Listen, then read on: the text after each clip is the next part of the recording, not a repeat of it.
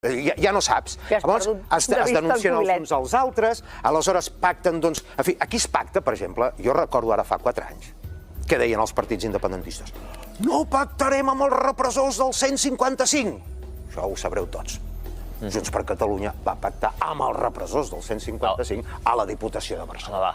Esquerra Republicana, doncs que els han posat a la presó, el 155, etc., han acabat pactant amb el Partit Socialista.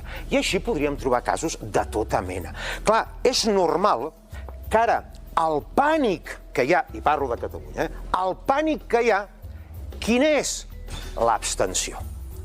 Els tenen per corbata. Perquè el que no és normal és que surti Gabriel Rufián, que va dir una frase que l'última a la qual jo li vaig escoltar va ser el president Pujol, probablement a les primeres eleccions, que va dir: si no voteu Convergència, voteu un partit catalanista. Rufián va dir: si no voteu Esquerra, aneu a votar un partit independentista. Perdó, i acabo. I a la presentació de Junts, els 4 candidats van alertar contra l'abstenció. Sobretot aneu a votar. Per tant, no aneu a votar. 23, abstenció. Castigueu-los. Castigueu-los. Que pateixin. Que pateixin. Que pateixin. Sí. No pateixen. Nebrera.